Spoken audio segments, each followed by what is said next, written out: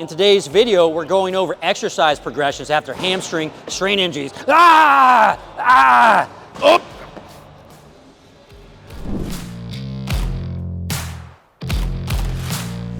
So hamstring injuries are incredibly common in field sports, making up about 10% of all the injuries you see. Unfortunately, they often occur in the middle of an athlete's season, which screws things up royally. And unfortunately, there's a very high risk of re-injury in these folks, particularly if we get them back really soon. So we play this risk-reward game of the faster we get them back, the higher of risk of injury is, but if we pull them back for longer, the more of the season they lose. And our goal as physical therapists is to get them back as fast as possible, but minimize their risk of re-injury as much as we can. Now it makes sense, we want to push them as fast as we can to get them back to sport as fast as we can, but we don't want to risk re-injury. So we end up having a problem figuring out how fast and how hard we can push these athletes. Now fortunately, Hickey et al. In 2020 answered this question for us. And essentially, they took patients with fresh hamstring strain injuries and they put them into two groups. So one of the groups was allowed to push through some pain, so a 4 out of 10 or less, as long as it felt tolerable with their hamstring exercises, whereas the second group had to be performing pain-free movement. And what they found over the course of time is that the athletes that were allowed to push through some pain were able to do higher level exercises more quickly.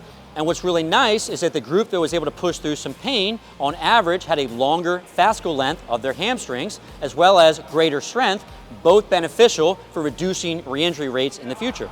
So basically, this study showed us how fast we can progress our patients when they have a hamstring strain injury. And in today's video, I'm going to show you the exact breakdown they used in this study so you can take it and use it with your patients.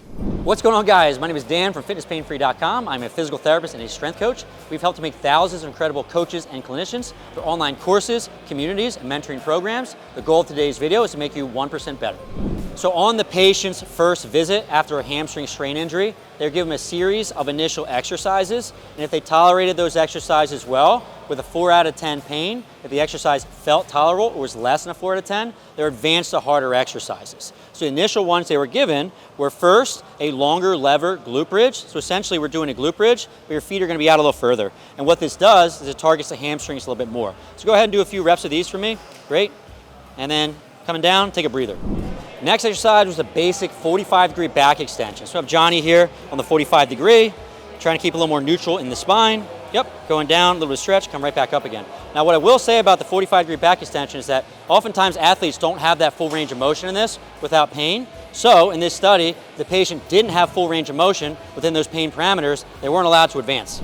Pardon the interruption, but it looks like you're a hamstring guy. Is that true? Do you want to learn about hamstrings? Because I got something I think you're going to enjoy. It's an evidence-based cheat sheet going over hamstring strain injuries. And my promise to you is I'm going to catch you up to date on the latest evidence about hamstring strain injuries under 10 minutes. Staying up to date as a clinician is a pain in the butt, just like a hamstring strain injury. But it doesn't have to be hard because now we have a solution. We go over all the heavy hitters like incidence and prevalence, pathoanatomy, as well as risk factors, the clinical course of hamstring strain injuries, whether or not your patients need surgery, re-injury risk, as well as return to play. Best yet, this cheat sheet is 100% free to download. I'll leave a link in the description where you can check it out and download it right now. Like I said, the goal is to catch you up to date in under 10 minutes. Now, back to your video. And the last exercise was a bridge slide out. So go ahead and perform a bridge for me right here, Johnny, and slide out the hips up in the air. Once you get all the way out, relax those hips on the ground. Yep, bringing those feet back, hips up again, slide all the way out. Very good, take a breather. So if the athletes were able to tolerate these with a 4 out of 10, felt tolerable, they can progress to the next stage of exercises. If they did not, they had to stay with these exercises until they could tolerate higher level ones. So if the athlete was able to tolerate the longer lever glute bridge for the hamstrings, they would progress immediately to a single-legged long lever glute bridge. So Johnny, let's have you bring your heels out a little bit further from your hips, pick up just one leg, and go ahead and do a glute bridge up to the ceiling and right back down again. How's that feeling? Good stuff. Take a breather. And if your athlete is tolerating the double leg 45-degree back extension, we just progress to one leg. Let's have you take out one leg, Johnny, on that right side. From here, hips go down the pad, neutral in the spine, down and right back up again. Excellent, good work. And if athletes were able to tolerate Nordics, even though they're a very high level exercise with minimal pain, 4 to 10 or less, then they were included in the patient's program. So essentially to perform these, I'm gonna hold on to Johnny's heels right here. He's kneeling on some pads. And from here, he's going to slowly control himself down towards the floor. We've modified this a little bit, but just by adding a barbell and a rack, just because it's extremely hard exercise. But if the athletes tolerate it well, it was included in the program. If you're a big fan of just ripping that hamstring right off the bone just like that, you should like this video and subscribe to the channel. And once your athlete tolerates a bridge slide out with 2 legs, we just move to 1 leg. So here Johnny's on his back, he lifts 1 leg up, bridges, slides out fully, drops his hip to the floor, brings his leg back in, recycles, and does another rep. Hips up in the air, slide all the way out, piece of cake. And once your athlete is tolerating full range of motion with no issue, we just add a little bit of weight to all the exercises. So for the 45-degree back extension, we'll just have Johnny take this plate, bring it to his chest. He's going to take 1 foot out, and doing a single-legged back extension. You can take a breather for now. And the same thing went for the other exercises. So for the bridge slide outs, we'd add a little bit of weight onto the hips. For the Nordics, if your patient can handle it, add some weight. Obviously, that's a really tough exercise. But the moral of the story is that whenever the patient was ready for the next level, within those pain parameters, they would get it.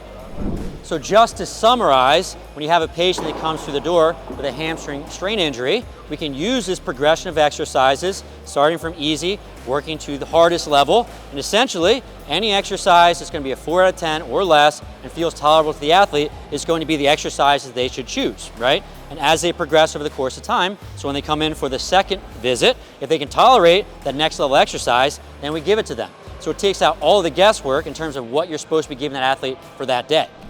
And what's also interesting, and we'll go over this in another video, is that in the first group that was allowed to move through some pain with their exercises, they're also allowed to push through some pain during their return to run program. And what they found is that despite running through some pain, they still progressed optimally. So a big takeaway here is that athletes can push through some pain as long as it's minimal, right? 4 to 10 or less.